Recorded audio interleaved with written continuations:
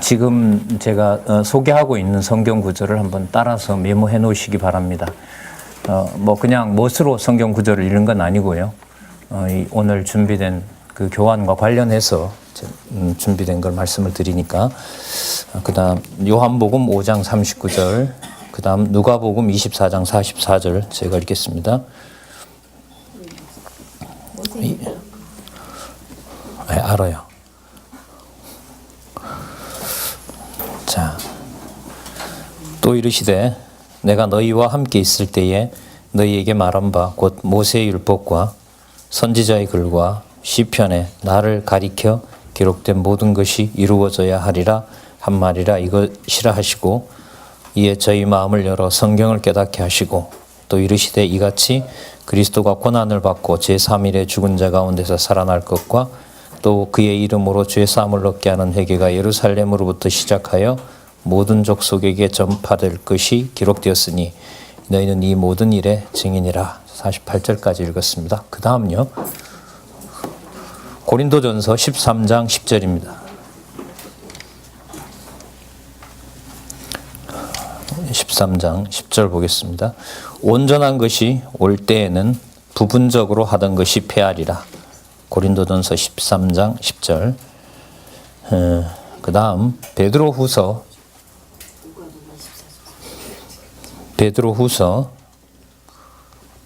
1장 19절. 또 우리에게 더 확실한 예언이 있어 어두운 데 비치는 등불과 같으니 날이 새어 샛별이 너희 마음에 떠오르기까지 너희가 이것을 주의하는 것이 가하니라. 먼저 알 것은 경의 모든 예언은 사사로이 풀 것이 아니니 예언은 언제든지 사람의 뜻으로 낸 것이 아니요 오직 성령의 감동하심을 입은 사람들이 하나님께 받아 말한 것입니다. 그 다음에요, 계시록 22장 18절 제가 읽겠습니다. 19절 2절. 내가 이 책의 예언의 말씀을 듣는 각인에게 증거하노니 만일 누구든지 이것들 외에 더하면 하나님이 이 책에 기록된 재앙을 그들에게 더하실 터이요 만일 누구든지 이 책의 예언의 말씀에서 제하여 버리면 하나님이 이 책에서 기록된 생명나무와 및 거룩한 성의 참여함을 제하여 버리시리라. 마지막 하나 더 볼게요. 우리 성경 개론 제일 마지막 장에 나오는 성경 구절이죠. 빌립보서 3장 8절 보겠습니다.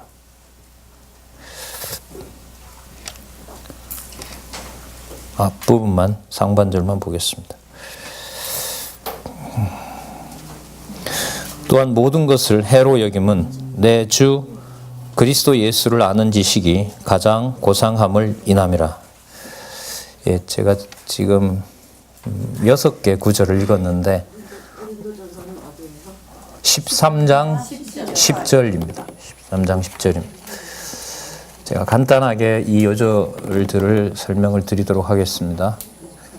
요한복음 5장 39절은 예수님이 가지고 계신 성경관이고 그것이 영원한 생명이라고 말씀하고 계시고요.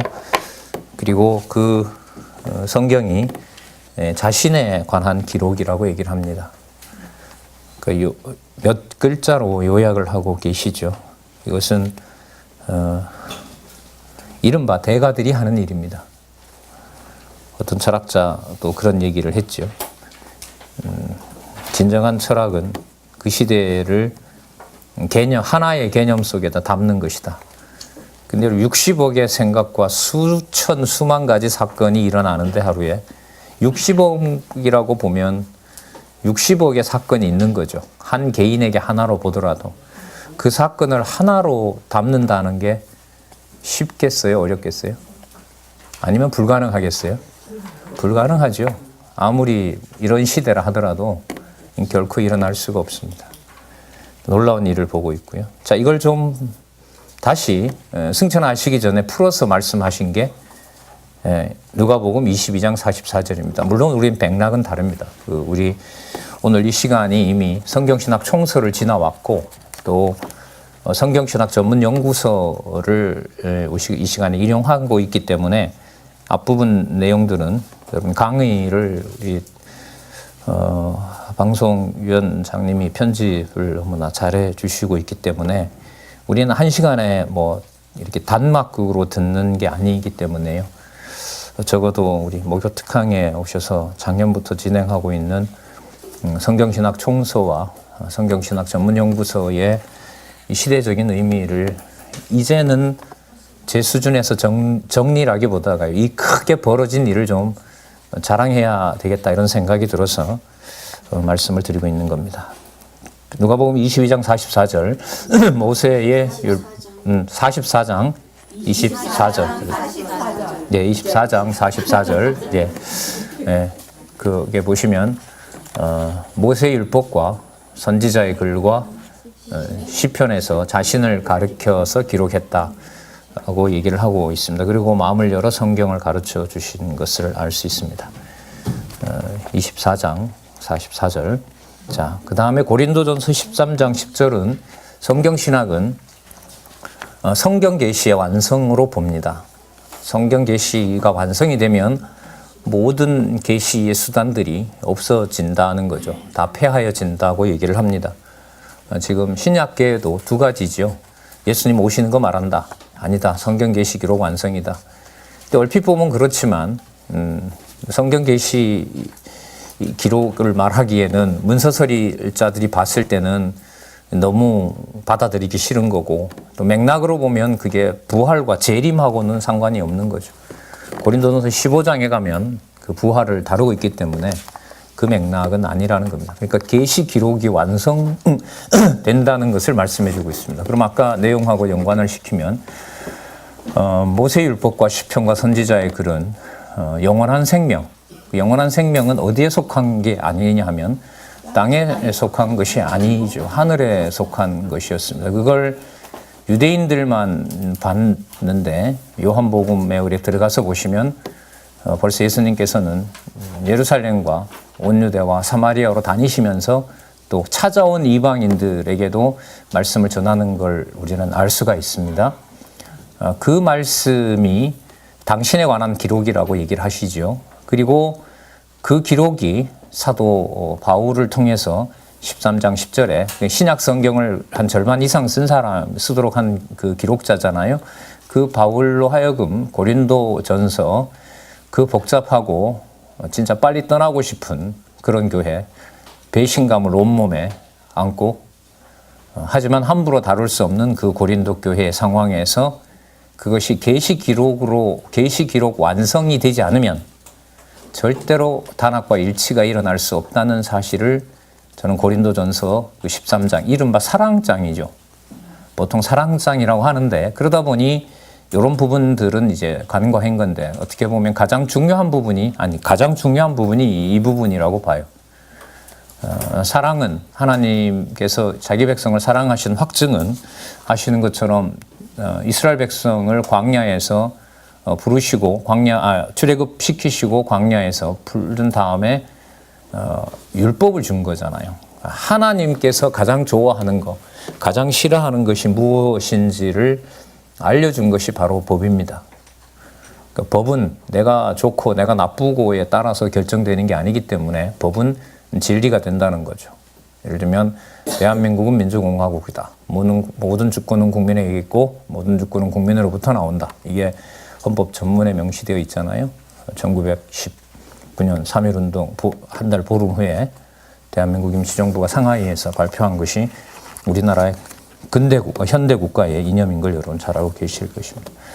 어쨌든 13장 10절은 계시기록의 완성과 관련된 겁니다. 베드로후서 1장 19절은 뭐냐면 사도 베드로를 통해서 사도 바울과 관련된 사건을 이제 베드로가 알고 있죠. 그리고 내가 쓴 이 글의 권위는 우리 동역자인 바울을 통해서도 이미 기록이 되고 있고 또 그 기록이 되고 있는 것이 언젠가 완성이 되기 때문에 바울은 실제로 보지 못했죠. 바울은 요한계시록을 못 봤기 때문에. 하지만 분명히 완성되는 걸 확신을 하고 있죠. 깨닫게 하셨고요. 여기서 이제 베드로가 이제 성경 뒷부분에 베드로 후서를 배치하면서 베드로가 배치한 건 아니죠. 누가 배치한지 모릅니다. 뭐 구약도 사실 그대로 전승이 됐지만 우리가 가지고 있는 구약하고 유대인들이 보는 구약이 달라서 저는 진짜 궁금해요. 이걸 하나님이 어떻게 합치를 시킬 것이고 이 구도 앞에 열왕기 역대기를 설명을 해 들어가고 예를 들면 룻기라든지 예레미야 에가라든지 그 다음에 역대기 그 다음 다니엘 이게 전부 시가서입니다. 유대인들은. 이게 이루어지지 않은 거예요. 그러니까 다니엘서를 시가서로 부른다는 말은 메시아가 안 왔다는 얘기죠. 한때 두때 밭때가 안 왔다는 거예요. 진짜 그렇게 보면 바보들이죠. 그 사람들이 바보가 아니라 하나님이 엄청 무서운 역사 섭리를 하고 계신다고 보는 거죠. 여러분 우리 여기 안 보셨습니까? 수십 년을 함께 하도록 하나님께서 해주시고 이제 연구소 체제에서 시작만 하면 되고 몇 년 동안은 여기에 수백 명이 왔다 갔죠. 수백 명이 왔다 갔고 수십 건의 연수가 있었는데도 어느 날 하나님 아침에 그냥 다 뒤집어 버리는 거죠. 그것도 큰 사건이었는데 아직까지 유대인들에게 오신 그리스도로 성경을 못 보게 한다는 것은 진짜 무서운 거라고 생각을 합니다. 한 10년 전인가요? 인도에 가서 이 성경 개론을 2시간 강의했더니 그날 저녁에 인도 목회자들이 기분이 나빠서 우리는 2000년 전에 받았는데 왜 한국 사람들한테 성경을 배워야 되냐고 그날 저녁에 소동이 일어났다고 제가 들었습니다. 겁나는 사실이죠. 우리가 분명 뭐 이렇게 잘나고 또 잘하기 때문에 우리가 이런 큰 일을 보게 되는 건 아니라고 저는 생각을 하기 때문에 뭐 기쁜 것 다음에는 좀 뭐라 그럴까 인간적으로 무섭다 그래야 되나요? 경외하게 하시는구나 이런 생각이 듭니다. 1장 19절은 뭐냐 하면 아까 읽었던 부분 많이 안 보셨던 부분이라 제가 이 부분을 다시 한번 읽어보도록 할게요. 그리고 저희가 완성된다고 했고요. 1장 19절은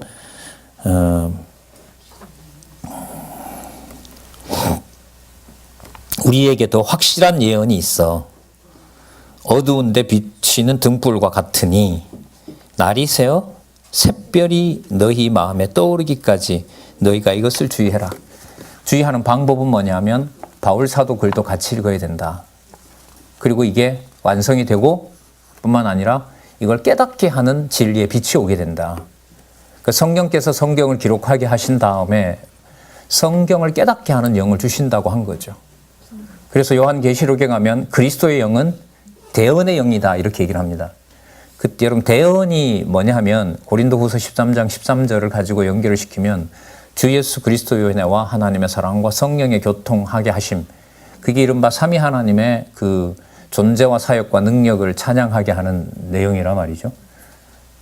그 일이 성령께서 오셔서 교통하게 하신다는 거죠. 그 우리가 교회를 성령의 신령한 교통 이렇게 부르잖아요. 그 교통이라는 게 여러분들 많이 들으시는 바로 코이노니아입니다. 그 코이노니아는 구약에 있는 개념, 저자로부터 많이 들으셨죠. 야다라는 개념입니다. 한몸 되어 있다는 것이 아주 중요한 특징이죠. 뭐 거기에서 성부, 성자, 성령 하나님이 한 몸이다 이런 얘기까지 올라갈 정도로 야다라는 개념은 분리될 수 없는 한 몸 된 것을 얘기를 합니다. 이게 바로 그리스도를 머리로 한 교회의 지체 개념이라고 할 수가 있겠죠. 근데 그것을 지체들이 뭐 하는 날이 온다. 깨닫게 되는 날이 온다. 샛별이 너희 마음에 떠오르기까지. 그거는 우리가 요구한다고 떠오르는 건 아니죠.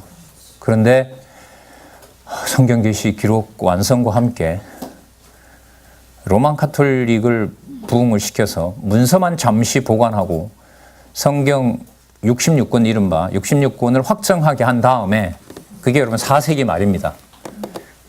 4세기 말이고요. 5세기 초에 교황제가 씁니다. 그 로마서의 배경이 되는 로마서를 배경으로 해서 로마 교구 감독이 제일 강력한 권한을 갖게 됩니다. 서쪽에서는요. 동쪽에서는 황제인 콘스탄티노플에서 지금 터키죠. 터키의 콘스탄티노플에서 거기서 이제 이스탄불이죠. 거기에서 그 왕이 왕권 속에다가 이걸 넣습니다.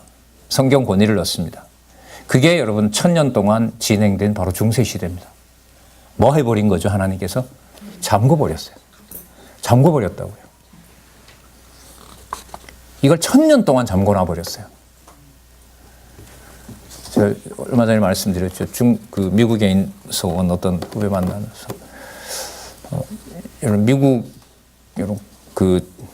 과목 한 과목당 여러분 얼마나 할 것 같아요? 한 과목이 과목 하나가 우리 연 등록금보다 비쌉니다.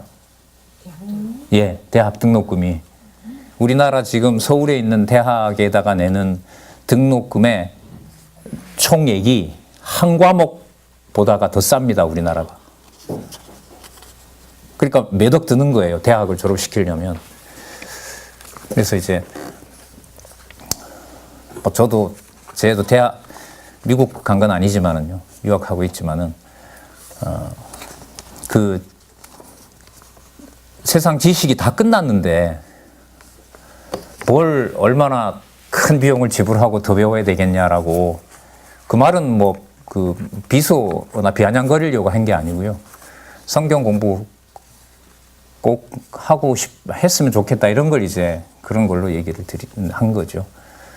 그리고 우리는 지금 여기 보시는 대로 다 완성된 진리가 뭔지 다 완성된 온전한 것이 왔고 베드로에게 약속하셨던 샛별이 우리 마음에 떠올랐고 떠오른 것이 지금 확연히 다 밝아진 세대의 여러분들과 저는 살고 있습니다. 이게 베드로후서 1장 19절입니다. 계시록 22장 18절의 19절은 본인이 관리한다는 거예요. 만일 너가 건들면 이 말은 건드는지 안 건드는지에 따라서 내가 한다 이런 말보다가는요. 우리가 조건문을 그렇게 안 보잖아요. 건들면 뭐 한다? 제해버린다.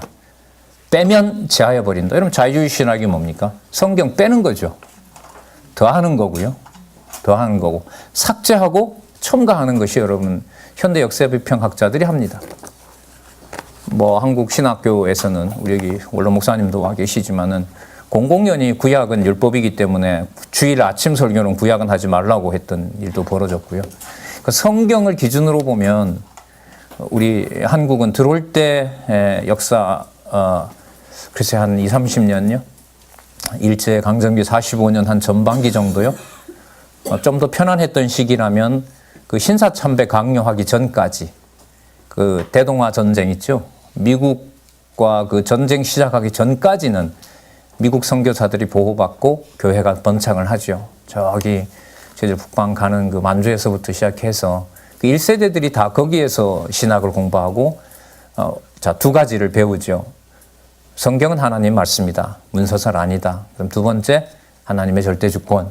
그 두 가지를 배웠지만 140년이 지금 현재 오늘에서 보면 하나님께서 잠궈놓고 있는 부분이 훨씬 많은데 그걸 우리 성경신학을 통해서 하나님이 보여주셨다는 겁니다. 제가 이런 생각도 해봐요. 내가 이 기관에 속하지 않으면 내가 이런 말 나가서도 할 수 있을까? 연구비 받으니까 내가 하는 걸까? 아주 하루에도 몇 번씩 묻죠. 삶이 피곤하면 그런 말을 더 물어요. 인간적으로 보면 성경신학이 얼마나 탁월해요. 써먹어도 마음껏 써먹을 수 있고 저자를 통해서 들으셨지만 벌써 저자랑 같이 사진 찍으면서 그 책을 자기 임의대로 쓰겠다는 사건들이 지금 눈앞에 벌어지는데 야, 참 무섭다 이런 생각이 들어요. 그래서 만약에 기지협에 함께 하고 있지 않아도 나가서 이것을 만약에 안전하는 것도 저주겠지만요. 그대로 전하지 않은 것도 분명히 저주받을 것이다라고 할 정도로 너무나 완벽해요, 이게. 누가 하신 일일까요? 성경신학 총서 저자와 전문연구소 저자가 하신 일이죠? 예, 성경께서 하신 일입니다. 성경께서. 자, 그래서 빌립보서 3장 8절을 한번 연결을 시켜볼게요. 빌립보서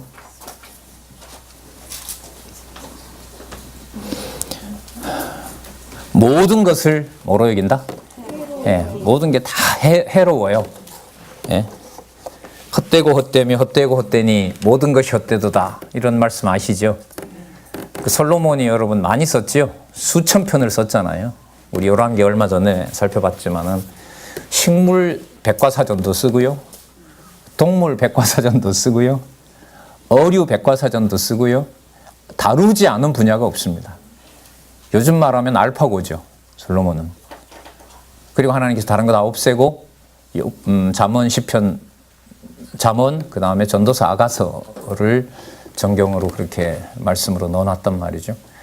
헛되고 헛되면 헛되고 헛되니 모든 것이 헛되도다라고 했을 때 헛된 것은 지금 말씀드린 해로운 것하고 바로 직결됩니다. 여러분 그 전도서에 보면 자기가 하고 싶은 거 솔로몬이 다 해봤다 했잖아요.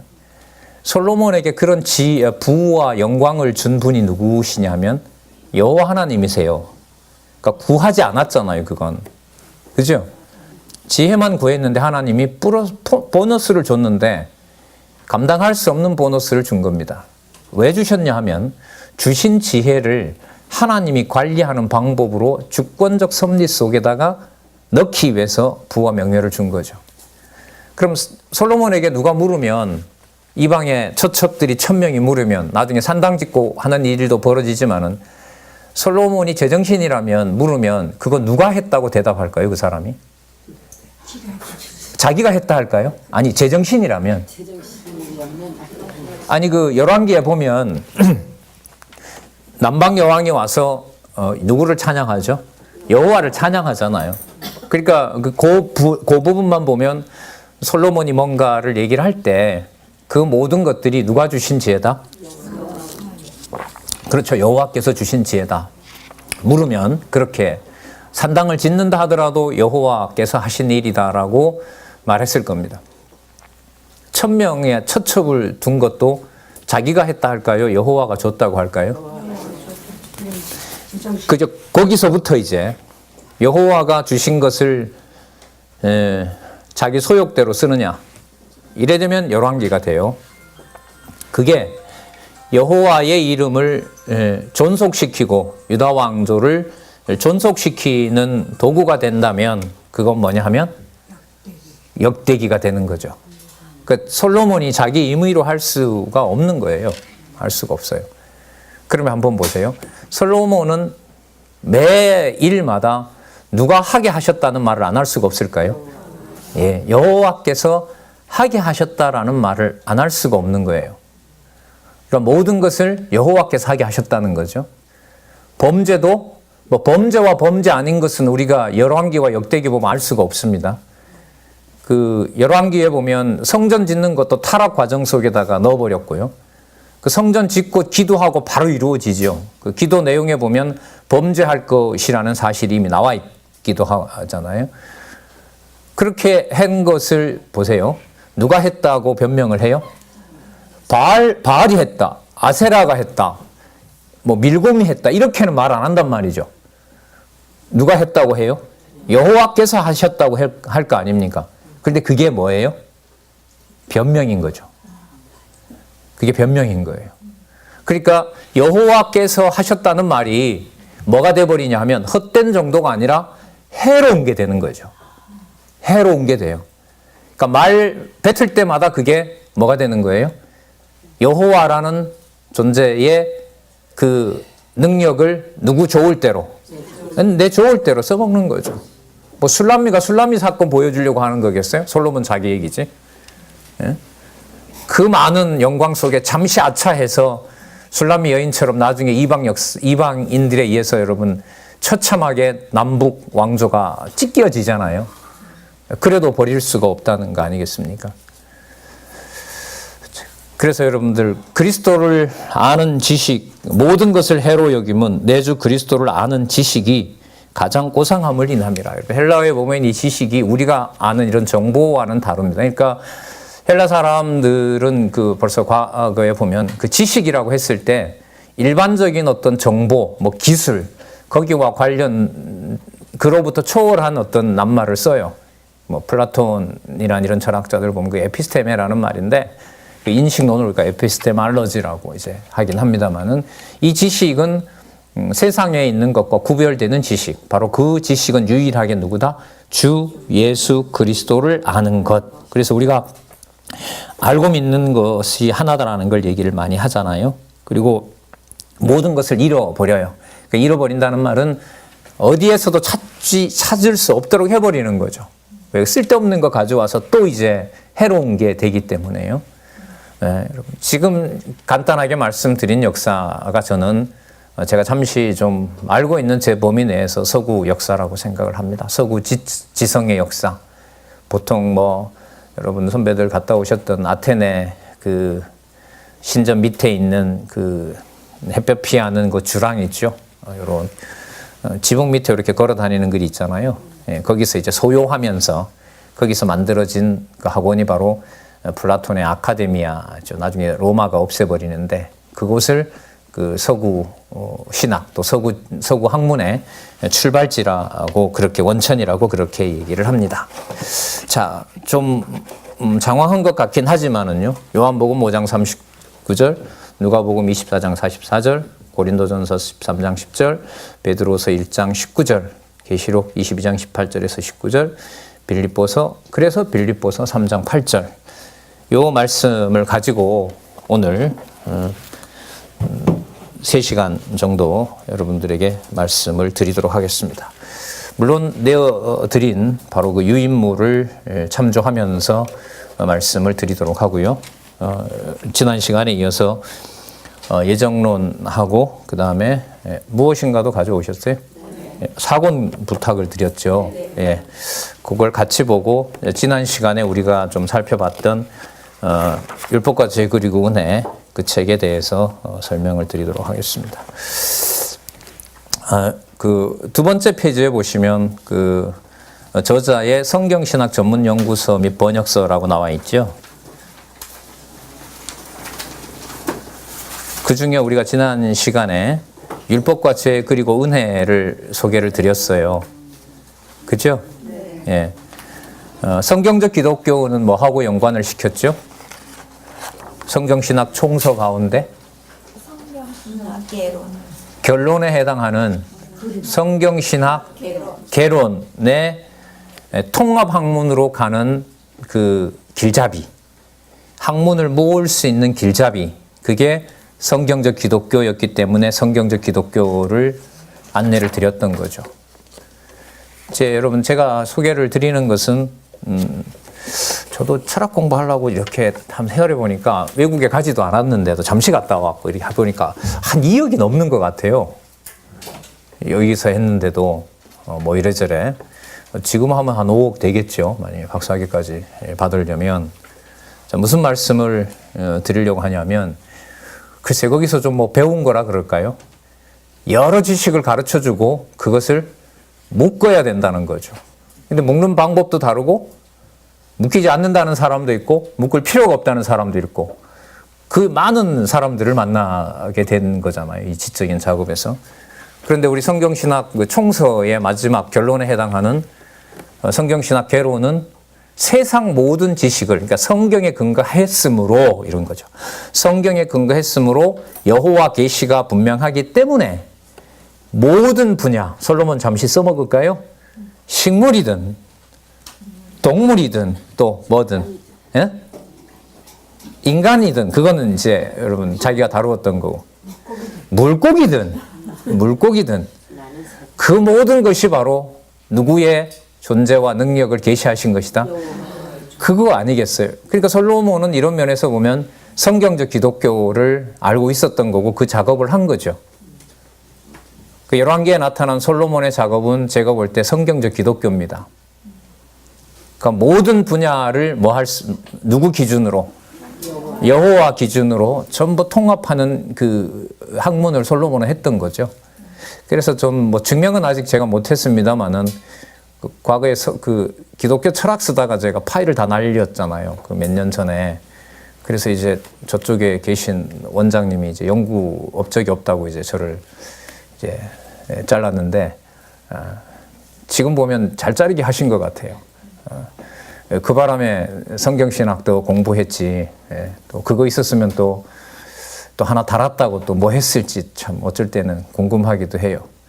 제가 잘했다고 하니까 저희 권사님이 웃으시잖아요. 잘 날아간대 그거 이렇게 하시는 고 계신 것 같아요. 그 성경적 기독교가 그 성경신학 총서의 여러분들 그 결론이면서 모든 학문을 이렇게 통괄하는 바로 그 길목에 있어요. 그러니까 좀 이따 이제 이 소개를 드리겠습니다만은 이 성경신학 우리가 학술원이라고 하는데요. 저자가 계시고 이제 저는 이렇게 소개하는 일을 하는데 저는 뭐 머리 이렇게 틀을 좀 지금 깨고 있다고 봐요. 어디에서 누가 연구를 하고 있는지 분명히 하나님께서 엘리야에게도 7,000명 숨겨놨다고 하는데 내가 이걸 한다? 우리만 이걸 한다? 글쎄요, 그런 생각은 함부로는 안 하는 것 같다는 생각이 들어요. 그것 때문에 마음이 이제 편해지기도 하는데 지난 시간에 성경적 기독교를 말씀을 드렸고요. 그런데 성경적 기독교가 이제 세상의 모든 학문을 이제 엮어가는 근거가 된단 말이죠. 그러면은 그 토대를 진리에다 놓고 하나님이 하셔야 되고 사람이 할 수 없고 그러나 하나님께서 반드시 하신다는 게 바로 뭐였냐면 율법과 죄 그리고 은혜였어요. 그러니까 성경적 기독교를 처음에 이렇게 오신 목사님들이 함께 드리면 되게 쉽게 봐요. 그런데 성경적 기독교가 성경신학 총서 20권이 바탕이 되는지를 점점 가면서 놀라게 되는 거죠. 왜냐하면 성경적 기독교는 그 책이 좋습니다. 교재 쓰기 좋아요. 그래서 아마 지금 제가 드린 것 같은데 출판사에 자기 앞표지만 그 자기 이름하고 그대로 쓰고 있잖아요. 여기서 한 1시간 차 타고 가면 그 교회도 있어요. 그 교회 목사가 이제 그렇게 했던 거죠. 그 책을 이제 증거물로 제가 하나 받아가지고 제가 출판사에 넘겨놓고 있습니다. 그래서 고발하자고 전화해서 그러면 그래도 한 몇천 원 배상금 적어도 받을 수 있을 건데 하자니까 저자가 아유 쓰게 놔두지 뭘 그걸 또 그러냐고. 나중에 내 없을 때 박 강사가 그러면 저는 직원이 아니기 때문에 못해요. 안 그러면 절 진리의 출판사 직원으로 정식으로 채용해주면 제가 가서 받아오겠습니다라고 했는데 뭐 곳곳에 있죠. 벌써 많습니다. 저희들 알고 있기로는 한 5-6건. 어떤 지방에는 점조직이에요. 그 공간 안에서만 취급해요. 그리고 직접 안 받아요. 사람을 걸러서 이 사람에게 줄 만한 사람이면 그렇게 줘요. 그리고 절대로 그게 시중으로 유통 안 되게끔 하고 지금 어디 총회장 해요. 대한민국 교회 어딘가 총회장 하더라고요. 지난번에 보니까. 이런 일이 여러분 저희들 앞에서 벌어져요. 무슨 뜻이에요? 성경적 기독교는 교재로서 끝내주는 거예요. 그게. 그 성경신학 개론하고요. 성경신학 개론하고 성경을 어느 정도 알고 있는 이제 사람들 같으면 성경신학 개론하고 성경적 기독교는 기가 막힌 교재입니다. 근데 우리가 봤을 땐 그게 성령께서 해가시는 진리를 전파하게 하는 운동 가운데 맞죠. 성경신학 총서에 바탕을 두고 세상의 모든 학문을 통합하는 하나의 그 통로가 되면서 그 다음에 그 바탕에 뭐가 붙냐면 율법과 죄 그리고 은혜가 붙어요. 그 율법과 죄 그리고 은혜는 여러분들 우리 끝에 봤었죠. 제일 마지막 장에 인상적이었잖아요. 왜 하나님께서 범죄하게 했느냐? 죄의 용도가 뭐냐? 은혜의 영광 찬미하게 하려고. 왜 은혜의 영광을 찬미하게 하느냐? 이게 하나 질문 마지막 남아 있었죠. 은혜의 영광 찬미하면 되지. 우리 많은 신앙 고백서에도 보면 그를 영원토록 찬양하지 함이니라. 거기서 딱 끝나야 되는데 그걸 또 한 번 물어버린단 말이죠. 예를 들면 할머니 참 좋아요. 왜 할머니 좋아하니? 그냥 할머니가 좋아요. 왜 좋냐니까. 그냥 좋아요.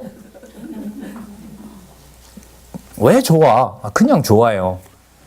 더 이상 물어보면 안 되는 거죠. 그냥 이제까지 물어본 게 이제 할머니가 좋아요. 그거 듣고 싶었기 때문에 할머니 좋아요 이러면 끝내면 돼요. 근데 거기서 자꾸 물어요. 너 왜 날 좋아하냐? 좋으니까요. 왜 좋은데? 그냥 좋아요. 그냥 왜 좋은데? 그냥요. 그 질문이 안 되는 거예요.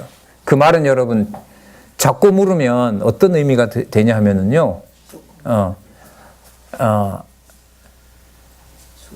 내가 죽어도 좋냐 이 말로 넘어가요. 그러니까 있는 게 좋은 거니까 묻는 사람 스스로가 뭐 하냐면 내가 그러면 그냥 좋다고 하니까 보는 그대로 좋다 하니까 내가 그러면 없어지면 얘가 뭐예요? 싫어하죠. 그럼 그 누구 중심이에요? 누구 중심이에요? 손자 중심이고 내 중심인 거죠. 그러니까 하나님께서 왜 은혜의 영광을 찬미하도록 우리를 기뻐하게 합니까? 라는 말은 당신 왜 존재합니까? 이 말이에요. 그러니까 할머니가 그래 묻는 질문은 다르게 좀 풀면 뭐냐면 내가 왜 존재하지? 이 말입니다. 내가 왜 있지? 이런 말인 거예요. 그 말은 하나님께 은혜의 영광 찬미하면 하나님 왜 있어요? 이 말이 되는 거죠. 있어요, 이 말. 왜 죽지 않고 있는 거예요? 이 말로 가는 거죠. 그러면 여러분 왜 있느냐라는 질문으로 가게 되면 우리의 이해관계 속에 들어와요? 안 들어와요? 안 들어오죠. 내가 죽어도 그건 진리인 거죠. 내가 죽어도. 근데 할머니는 아니에요. 할머니는 죽으면 본인도 끝나고 여기도 끝나요. 손자도. 그러나 하나님은 그게 아니에요. 죽지 않는 분이기 때문에. 그러면 율법과 제그리군의 다음에 여러분들 제일 먼저 원래 소개하려고 했던 게 기독교 예정론이에요. 구속사로 보면 구원받은 것에 초점을 맞추면 기독교 예정론을 먼저 소개하면 돼요. 그래서 여러분 두 번째 페이지에 보면 기독교 예정론이 제일 먼저 나왔죠. 몇 년에 나왔어요? 88년에 나왔어요. 그리고 또 한 번 나왔어요. 94년에 나왔잖아요. 여호와 하나님의 절대 주권에 의한 창세전 작정과 예정에 대해 성경에 근거하여 예정의 주체와 대상을 비롯해 예정의 정당성과 예정론의 정당성 하나님에게 있다는 거죠. 그 다음에 자유의지 너무 지금도 논쟁이 되고 있는 거잖아요. 이 성경신학 바탕이 안 되면 이거는 논리적으로 설득해도 안 믿어져요. 순간 설득은 하죠. 요즘 우리 과학기술이 여러분 홍채 인식만 해도 그 모든 가계도의 그 비밀이 다 나온대요. 그래서 여러분 우리 권사님 따님이 그 분야에 지금 그 권위 있는 기관에서 연구하고 계신데요. 놀라운 결과들이 나오죠, 앞으로. 과거 한 30년 전인가요? 백인하고 흑인이 DNA가 다르다. 인종차별을 확고하게 하려는 거라고 30년 전에 엄청 난리 났었어요, 세계에. 근데 노화의 그 저주 아시죠? 함의 후손 가나안은 형들의 종이 되고 또 야벳은 창대하고 셈의 여호와를 찬양하리로다. 함은 형들의 형의 종이 될지니라. 그러니까 저주의 저주를 받도록 되어 있는 거죠. 함족 그 아프리카를 비롯한 저쪽 지역은. 근데 여러분 그 유전자 결과가 과학이 발전해서 만약에 DNA가 셈이 제일 우월하고 단백질 구조가 나올까요? 좋은 단백질인지 아닌지를 확인 만약에 한다고 해보세요. 나오고 그 다음에 야벳은 규모는 큰데 보니까 별로 실속이 없어. 그러니까 함은 그쪽 두 앞에 거 보다가 뭐 돼요? 그럼 여러분들 뭐가 맞아요? 좀 학술적인 용어로 말씀드리면 그게 유전자 결정론입니다. 유전자 결정론이에요. 그러니까 유전자가 이미 뭐 되어 있다? 결정되어 있다는 거죠. 그래서 사람이 태어날 때 수명 조절을 예상을 하잖아요, 지금은. 그러나 이제 지금은 뭐 다 죽지 않을 정도로 냉동시켜서 또 앞으로 뭔 일이 벌어질지 모르는 그런 시대에 우리가 살고 있는 것처럼요. 자, 그 예정론에서 가장 이제 여러분 중요한 게 과학은 이미 결정론으로 가버렸는데도 근데 결정론으로 가면 뭘 요구를 못해요? 자유의지가 없으니까 명령을 못하고 뭐예요? 복종을 끌어내지 못하는 거예요. 그러니까 이제 강단에서 명령 체계를 만들어내고 그걸 함부로 통제하려고 하니 뭘 만들어야 돼요? 소수에 의해서 이른바 성도들 같으면 이제 당회가 만들어지는 거죠. 그러니까 이게 크게 시야를 넓혀서 보면 뭐 우리 강남노회 해체했는데 80차 강남노회를 한다고 하니까요. 저 무서운 일을 성경신학을 눈앞에 놓고 저런 일까지 일어나나 이런 생각이 들어요. 그러니까 성경 권위를 이렇게 확정해 놓고 있는 시대에 또 성경 권위가 진짜다라는 걸 2011년에 부터 확증을 해서 14년에 끝나고 작년에 일곱 나오고 올해 개론 나와서 32전에 전에 있었던 성경이 하나님 말씀이다라는 게 확정이 됐는데 그 인간 제도가 얼마나 해로운 것이고 성도들이 클 수 없는 것인가를 다 이렇게 혁파하고 다 부숴버렸는데 그걸 다시 모아서 성도들을 통제하는 예를 들면 당회, 그 다음에 당회에 도전을 하게 되면 뭐가 보호를 해줘야 돼요? 네, 소속이 다른 그 노회에 소속되어 있는 목사, 이렇게 되는 거죠. 그러니까 민사나 이런 걸로 가면 교회 체제 속에서는 성도들은 백전백패입니다. 백전백패예요. 결론은 대부분 요구하는 대로 반반 나눈다 이렇게 가죠. 보통 계속 뭐 지금 얼마나 여러분 보십시오. 통합에서 제일 큰 교단, 거기도 지금 소송이 돼 있죠. 합동에서 제일 큰 교단, 무려 소송을 걸은 건수가 20건입니다. 막 그 교회가 다 끝나더라도 그 순서대로 하면 아마 지금 있는 교인들 다 죽어야 될 거예요, 아마. 그러니까 도저히 풀을 수 없는 지경으로 간단 말이죠. 그걸 우리 눈앞에 하나님께서 무섭게 이렇게 보여주는데, 성경신학을 함께 공부했던 곳에서 또 다시 그런 일이 벌어지니까 성도의 어떤 한 사람으로서 봤을 때 안타깝기도 하고, 야, 진짜 하나님 무서운 섭리를 해 가신다. 이런 생각이 듭니다. 그럼 제가 오늘 이렇게 말씀드리는 이유는 무관한 건 아니고요. 기독교 애정론 다음에 제가 무엇인가 소개를 하려고 하잖아요. 그러니까 이 과목들이 전부 다 연관이 된다는 걸 오늘 말씀드리는 게 핵심인 거예요. 그래서 나중에 기독교 통합 학문 구조도도 나오고 제일 마지막에 가면 성경신학 학술원 연구원 과정까지 소개하는 게 남의 얘기가 아니라 바로 누가 주어가 주관자가 되신다? 성령께서 주관자가 되신다라는 그걸 이제 오늘 말씀을 드리려고 하는 겁니다. 그게 여러분 기독교 애정론입니다. 그러니까 순서로 보면 내가 구원받은 것에 목적을 둔다면 구원론을 제일 먼저 하면 돼요. 그러나 성경을 통하여 하나님의 존재를 확증한 것이 중요한 거기 때문에 성경신학 총서 다음에 성경적 기독교가 나오고 성경적 기독교 다음에 뭐예요? 그걸 누가 하신다? 성령께서 하신다. 모든 것을 관련시켜서 죄까지라도 하나님의 은혜 속에서 성령께서 해가신다. 그게 율법과 죄 그리고 은혜예요. 그 관념을 가지고 창세전에 일어난 일을, 여러분 율법과 죄 그리는 거 제일 끝에 뭐가 나왔다고요? 죄의 용도가 뭐다?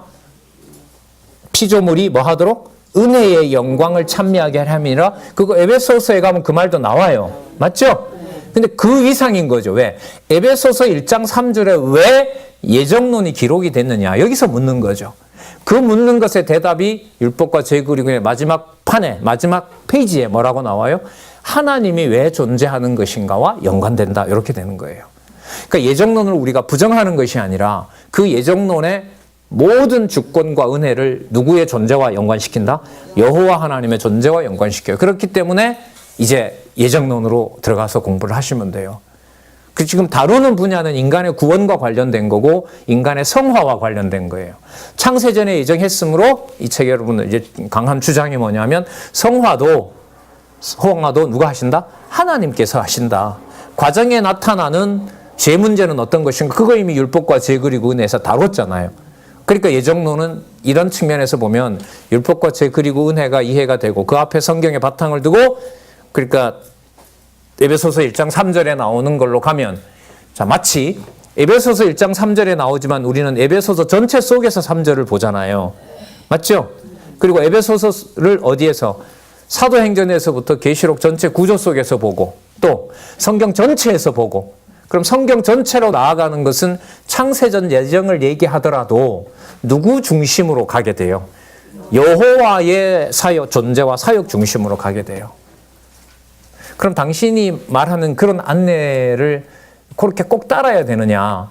그래, 여러분 가지고 계신 이거는 이렇고요. 나중에 3페이지서부터 나오는 우리 대학원 과정, 그 다음에 신학원 과정, 그 다음에 연구원 과정은 사실 10년 전에 이 성경신학 총서 저자, 전문연구소 저자와 함께 생각해서 그때 제시해 놓은 겁니다.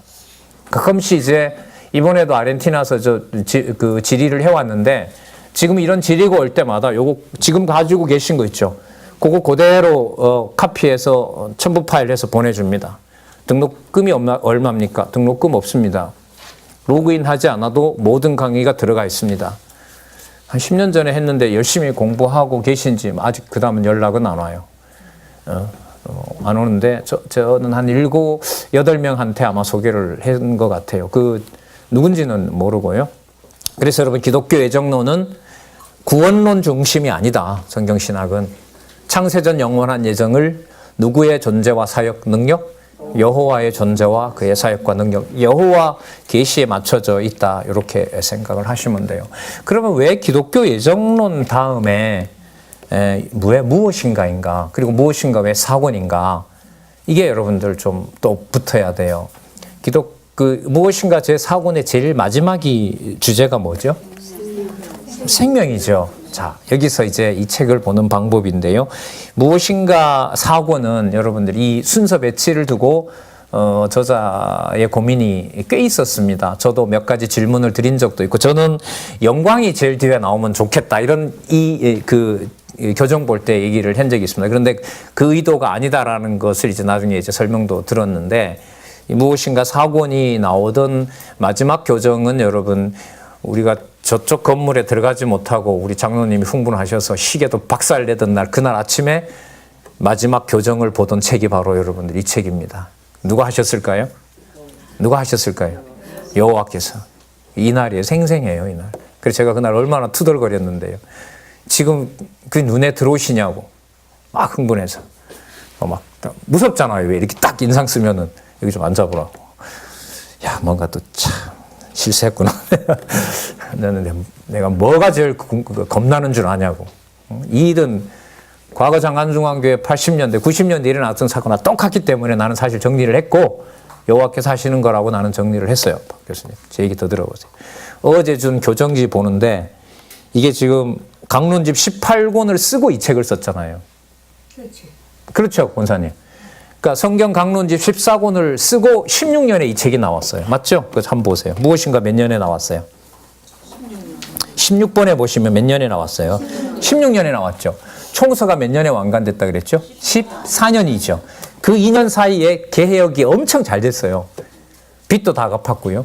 우리 그때 빚 갚은 걸로 보면은요, 여러분들 언제 빚이 끝나냐 하면 작년, 재작년 말에 끝납니다. 계산을 했을 때. 예. 그러면 뭐가 돼요? 한 5, 600억 재산이 막 딱 만들어지는 거죠. 그리고 이제 자주 들으셨지만 이 공간에 도서관 몇 층으로 올라갈지는 모르지만, 그리고 연구동, 그리고 회의에서 누구든 와서 여기서 마음껏 기거하고 성경신학 전하고. 이야, 전 진짜 일어날 줄 알았어요. 그리고 하나님 그걸 이룬 게 아니라 2016년 2년 후에 여러분 보고 계신 무엇인가 4권이 나왔어요. 여러분, 건물 몇 동 올라가서 자산 가치가 수백억으로 가는 게 중요할까요? 이게 중요할까요? 말이 그런 게 아니고, 여호와께서 그렇게 하신 거니까. 여호와께서 그렇게 하셨어요. 그리고 여러분 2016년 우리 여기 목사님들, 2016년 때문에 우리 여기 목사님들 제가 만난 거죠. 2016년 여러분 이게 3월인가 4월에 나왔거든요. 이게 3월인가 4월에 나왔어요. 그리고 저쪽에서 강의도 하긴 했죠, 사실. 하고 그다음 3월 1일에 나왔으니까요. 3월 1일에 나왔고, 저쪽에 하다가 이제 저쪽 강의 못 쓴다 그래서 이제 이쪽으로 와서 하게 된 건데, 5월에 무슨 일이 있었는지 아세요? 2016년 5월에 이른바 경동 강좌가 시작합니다. 재밌죠? 그럼 뭐 하고 무슨 방법이었어요? 저쪽으로 못 들어가게 하는 대신 어디로? 바깥으로 나가서 광주로, 이렇게 된 거예요. 그래서 우리 여기 한 목사님, 우리 김 목사님, 오늘 저기 당진에 소신 목사님, 그래서 그때부터 뵙게 된 거죠. 그리고 여러분 몇 주 전에 보셨던 우리 한 목사님 비롯한 우리 원로 목사님까지 나오셔서 머릿속에 기존에 있었던 걸, 아까 그 구절인 거죠. 해로 여겨야만 뭐가 그 속에 들어온다? 성경신학이 들어온다. 어떤 목사님 얘기 들으셨죠? 이제 이런 구도가 머리에 들어오니까 본인이 이제 그 강론집을 요약해서 이제 알려드리려고 하다 보면 어느 사이에 벌써 눈물이 주르륵 흐른다잖아요. 예? 그 공부했던 시간들 속에 그야말로 헛된 것도 보이고 해로운 것도 보이기 때문에 그런 일들이 벌어진 거죠. 그러면 하나만 하고 잠시 쉬도록 할게요. 그럼 여러분 영광 보세요. 율법과 죄 그리고 은혜에서 은혜의 영광 나왔죠. 맞죠? 근데 은혜의 영광이 뭐가 아니었어요. 목적이 아니죠. 누구 존재로 가요?